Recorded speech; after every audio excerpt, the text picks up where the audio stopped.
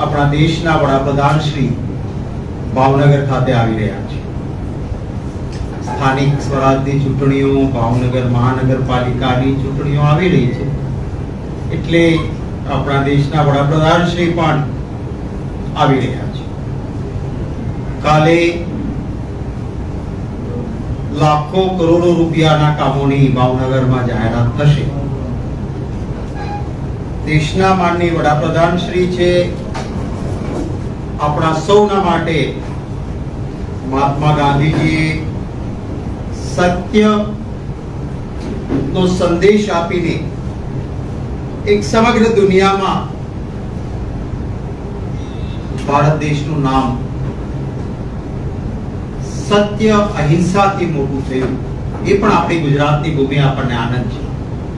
કાલે જ્યારે માનની વડાપ્રધાન શ્રી ભાવનગર ખાતે આવી રહ્યા છે, ત્યારે એમણે અગાઉ ભાવનગરમાં જ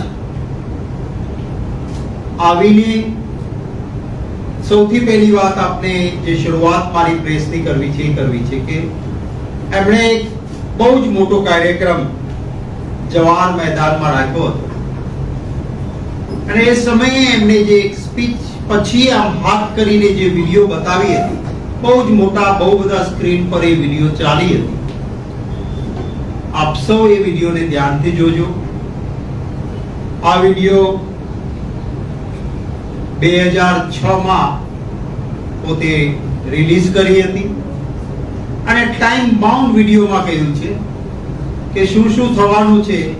2020 માં 75,000 વાહનો સૌરાષ્ટ્રના ભાવનગરથી 136 કિલોમીટરમાં સુરત કેમ પહોંચવાના છે, એ વિડીયો છે। પરંતુ શરૂઆતમાં એમણે વિડીયો શરૂ કરતા પહેલા જે બોલ્યા હતા,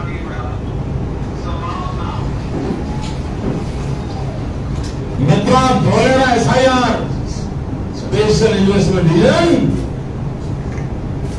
એનો પૂરેપૂરો લાભ કોઈને મળવાનો હોય ને તો મારી આ ભાવનગર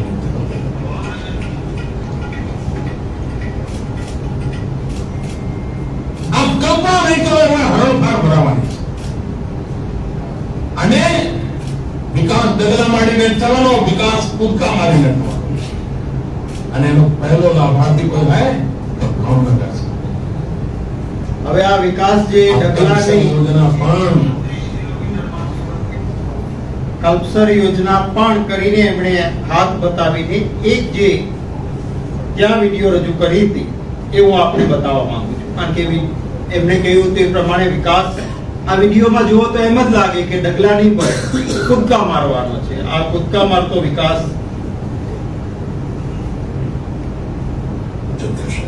બંધ તેમજ ભાડભૂત બેરેજના નિર્માણથી ભાવનગરથી બગોદરા, વટામણ, તારાપુર, સુરતને બદલે ભાવનગર, દહેજ, હાંસોટ, ઓલપાડનો નવો માર્ગ રચાશે। હજીરા ખાતેના પેટ્રોકેમિકલ્સ હબથી દહેજ ખાતેના સૂચિત ECPIR ને જોડતા નવા કોસ્ટલ હાઈવેનો વિકાસ થશે। બંધના મથાળે નિર્માણ થનારો 12 માર્ગીય રસ્તો વર્ષ 2020માં પ્રતિદિન અંદાજે 75,000 અને વર્ષ 2030 સુધીમાં પ્રતિદિન અંદાજે 1 લાખ વાહનોથી ધમધમતો થશે। આ ઉપરાંત અન્ય broad gauge railway line, utility corridor તેમજ કન્વેન્શન સેન્ટર અને હોટેલ વગેરેનું પણ આયોજન થશે। ભાવનગર, અમદાવાદ, ખેડા, આણંદ, વડોદરા અને ભરૂચ જિલ્લાના 7 લાખ હેક્ટરના ભૂગર્ભ સમુદ્રના પાણીના પ્રવેશથી ખારા થયા છે। આ યોજના થકી આ ખારા ભૂગર્ભ જળની ગુણવત્તા સુધરશે। આ ઉપરાંત આ યોજનામાં પ્રદૂષણ રહિત અને પર્યાવરણને અનુકૂળ પવન ઉર્જા અને સૌર ઉર્જા ઉત્પાદન કરવાનું પણ આયોજન છે। બંધના હેઠવાસની ધરતીની ઊંચાઈ વધતા સમુદ્રમાં કામ જમા થવાની પ્રક્રિયામાં ઘટાડો થશે, જેના કારણે ભાવનગર બંદર પુનઃજીવિત થશે અને પરિણામે આ વિસ્તાર વધુ વિકસિત થશે। આ જ પ્રકારે દહેજ બંદરને પણ ફાયદો થશે। ઘરગથ્થુ ઉપયોગ માટે અંદાજે 900 મિલિયન ઘનમીટર તેમજ વિવિધ ઉદ્યોગો માટે 500 મિલિયન ઘનમીટર મીઠા પાણીનો પુરવઠો ઉપલબ્ધ થશે, જેના થકી સૌરાષ્ટ્રની પીવાના પાણીની સમસ્યા કાયમ માટે દૂર થશે તેમજ ઔદ્યોગિક વિકાસને વેગ મળશે। નર્મદા નદી પર ભાડભૂત બેરેજ મારફતે નર્મદાના પૂરનું નિયંત્રણ સરળતાથી થઈ શકશે.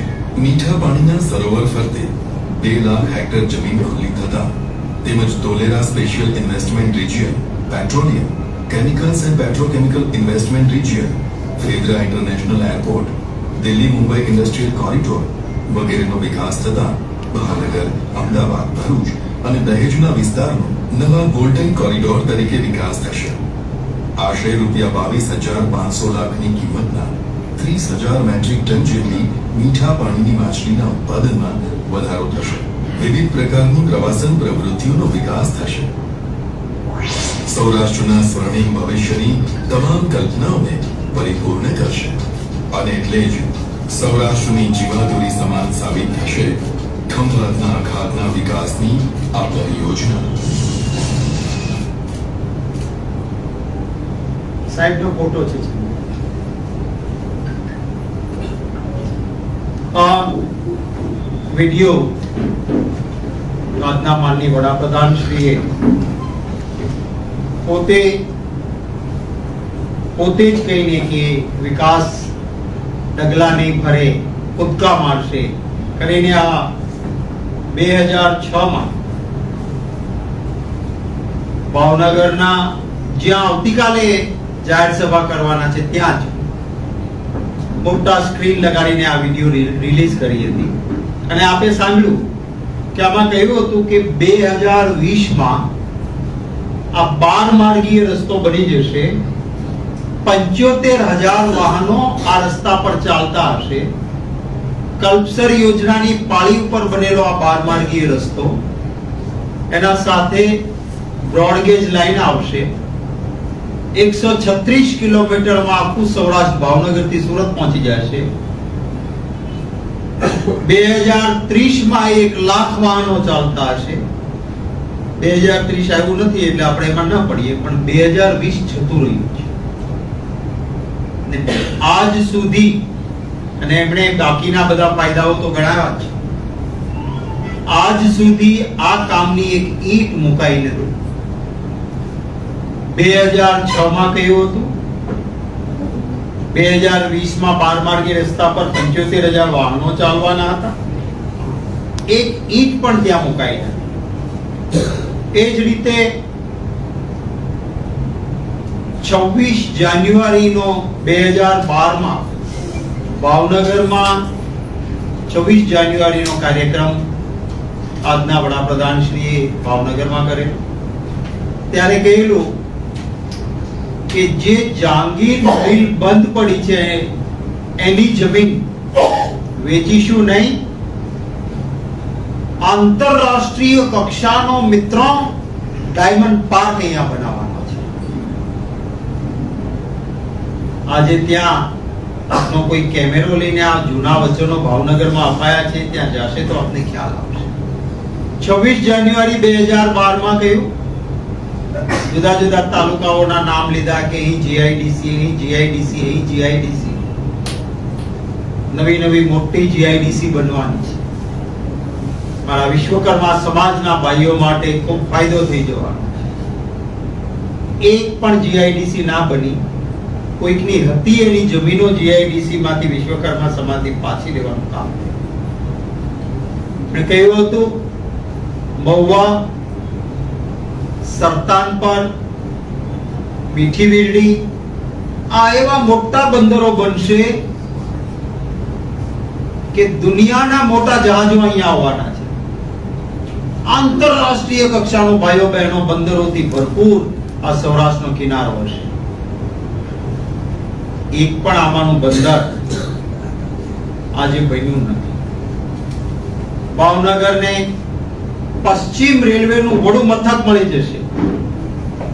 અમારું લોકો શેડ હતું ભાવનગરનું, એ બંધ થયું. કોઈ પશ્ચિમ રેલવેનું વડું મથક તો આવ્યું. પહેલા ભાવનગરમાં રેલવેના કોચીસ રિપેર થવા માટે સમગ્ર પશ્ચિમ રેલવેના વેગન બધા જ રિપેરિંગ માટે અમારા લોકો શહેરમાં ભાવનગર આવતા હતા. કેન્દ્રમાં યુપીએ સરકાર હતી ત્યારે એને આધુનિકરણ માટે મેં વિનંતી કરી અને સોનિયા ગાંધીજી અને મનમોહનસિંહજીની આગેવાની વાળી સરકારે વધારાના ડેવલપમેન્ટ માટે પૈસા આપેલા, એ આજે બિલકુલ મૃતપાય થઈ ગયું. હવે ત્યાં રેલવેના વેગનો આવતા બંધ.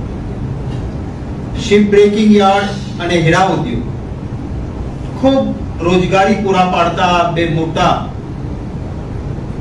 હીરા ઉદ્યોગ અને શિપ બ્રેકિંગ યાર્ડ, સમગ્ર એશિયાનું મોટું શિપ બ્રેકિંગ યાર્ડ, બંનેની હાલત અત્યારે ખૂબ મુશ્કેલ છે. વાહનનું સ્ક્રેપ યાર્ડ ભાવનગર બનાવવાની જાહેરાત કરી હતી, આવ્યું નથી. મરીન યુનિવર્સિટી ભાવનગરથી બહાર જતી રહી. સીએનજી ટર્મિનલ બંધ થઈ ગયું. અંધભક્તોએ એક જબરજસ્ત મુવમેન્ટ ચલાવેલી ભાવનગરમાં કે હાલના વડાપ્રધાન શ્રી હવે વડાપ્રધાન શ્રી બની જાય એટલે મહારાજા કૃષ્ણકુમારસિંહજીને ભારત રત્નનો એવોર્ડ આપી દેવામાં આવશે. આટલા વર્ષો પૂરા થઈ ગયા. હું યાદ કરાવું છું કે અંધભક્તો કાલે આપ જરા મળીને વાત કરજો કે ભારત રત્ન અપાય. સરદાર વલ્લભભાઈ પટેલ સાહેબની 150મી જન્મ જયંતિ છે, ત્યારે અમારી કોંગ્રેસ પક્ષની માનનીય વડાપ્રધાન શ્રી પાસે જેટલી કેટલીક માંગણીઓ છે, એ માંગણીઓ પૈકીની પ્રથમ માંગણી એ છે કે સરદાર સાહેબની 150 વર્ષની આ જન્મ જયંતિનું વર્ષ છે. અમદાવાદનું ક્રિકેટનું સ્ટેડિયમ એ સરદાર વલ્લભભાઈ પટેલ ક્રિકેટ સ્ટેડિયમ હતું, એને નામ ફેરફાર કરીને હાલના વડાપ્રધાન શ્રીના નામે ક્રિકેટ સ્ટેડિયમ કર્યું છે. આપણે ત્યાં તો હિન્દુ સંસ્કૃતિમાં જીવતા માણસના નામ નથી આપતા, એને જીવતું જગત્યું કહીએ આપણે. કદાચ હું માનું છું કે માનનીય વડાપ્રધાન શ્રીના ધ્યાન બાદ એમને રાજી કરવા કોઈ આપ્યું હોય ને એમને ખબર ના હોય તો હું આપના માધ્યમથી એમને વિનંતી કરું છું કે આ સરદાર સાહેબનું નામ ભૂસી નાખી અને આપનું નામ લગાવ્યું છે. તો આ 150મી જન્મ જયંતિ છે ને આપ કાલે ગુજરાત આવો છો તો માનનીય વડાપ્રધાન શ્રી આપ આપના સ્વહસ્તે જ આપનું નામ હટાવીને સરદાર વલ્લભભાઈ પટેલ ક્રિકેટ સ્ટેડિયમ અમદાવાદ થાય એ માટેનો નિર્ણય કરીને અમલીકરણ કરાવીને આપ જશો એવી ખાસ પહેલી માંગણી છે અમારી. અમારી બીજી માંગણી છે કે મેં અહીંયા આપને વિડિયો એમના પ્રવચન બતાવવા, ભાવનગરને જે કઈ વાતો કરીને આવ્યા હતા એમાંનું કાંઈ થયું નથી. તો કાલે ભાવનગર આપ પધારો છો ત્યારે મહાત્મા ગાંધીજીએ કહ્યું હતું, કલાપીજીએ પણ કહ્યું હતું કે હા પસ્તાવો વિપુલ ઝરણું સ્વર્ગથી ઉતર્યું, પાપી તેમાં ડૂબકી દઈને પુનિશાળી બને છે. આપ પસ્તાવો કરજો, ભાવનગરના લોકોની માફી માંગજો કે આજ જવાહર મેદાનમાં મેં એક વિડિયો રિલીઝ કરી હતી કે 2020માં 75,000 વાહનો અહીંથી જશે. મેં જ કહ્યું હતું કે 12 માર્ગી રસ્તો બનશે. મેં કહ્યું હતું કે સૌરાષ્ટ્રનું પ્રવેશ દ્વાર ભાવનગર હશે. મેં કહ્યું હતું કે મીઠું સરોવર બની જશે, સૌરાષ્ટ્રના ખારાશ જતી રહેશે, મીઠા પાણીની ચિંતા નહીં રહે, માછલીઓનો આટલો ફાયદો થશે. આ બધામાંથી કાંઈ કરી શક્યો નથી એનો પસ્તાવો કરું છું અને ભાવનગરની જનતાની માફી માંગુ છું. એટલું કરે એ ખાસ હું એમને આ તકે વિનંતી કરું છું કે અમારી માંગણી છે કે આ વસ્તુ કરે. જ્યારે વડાપ્રધાન શ્રી ગુજરાતની મુલાકાતે આવી રહ્યા છે, આપણા ગુજરાતી છે, ત્યારે આપણા અનેક ગુજરાતી ખેડૂતો એ અતિવૃષ્ટિના કારણે ખૂબ ખરાબ પરિસ્થિતિમાં છે અને એટલા માટે હવાઈ જહાજમાંથી નીચે ઉતરીને સૌરાષ્ટ્રના એ અસરગ્રસ્ત વિસ્તારોમાં, ઉત્તર ગુજરાતમાં અતિવૃષ્ટિ થઈ, અન્ય જગ્યાએ પણ ગુજરાતમાં આવી ઘટનાઓ બની છે. ત્યાંના ખેડૂતોની પાસે માનનીય વડાપ્રધાન શ્રી આપ પધારો, સ્થાનિક રીતે હવાઈ જહાજમાંથી નીચે ઉતરીને જુઓ કે ખેડૂતોને કેટલી કપરી સ્થિતિનો સામનો કરવો પડ્યો છે અને એમના માટે કંઈક ખુલ્લા દિલથી આપ પેકેજ જાહેર કરીને જાઓ એવી માનનીય વડાપ્રધાન શ્રી પાસે હું માંગણી કરું છું. એ જ રીતે કપાસ, ડુંગળી અને શીંગ આ 3 ખેત પેદાશો જે સૌરાષ્ટ્ર માટે મહત્વની છે, આ ત્રણેયમાં આજે ભાવ અતિશય ગગડી પડ્યા છે. ત્યારે ખેડૂતોને કપાસ, ડુંગળી અને મગફળી, શીંગ કહીએ છીએ સૌરાષ્ટ્ર, એના ભાવ વ્યાજબી અને પોષણક્ષમ ખેડૂતોને મળવા જોઈએ.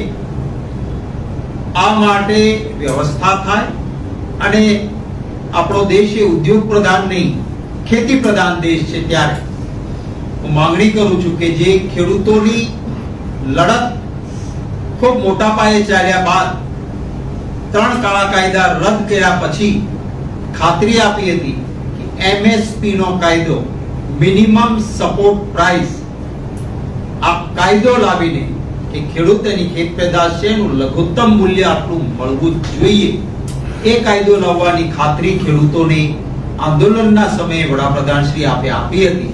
તો MSP નો કાયદો આપ સંસદમાં તાત્કાલિક પસાર કરાવો, લાવો.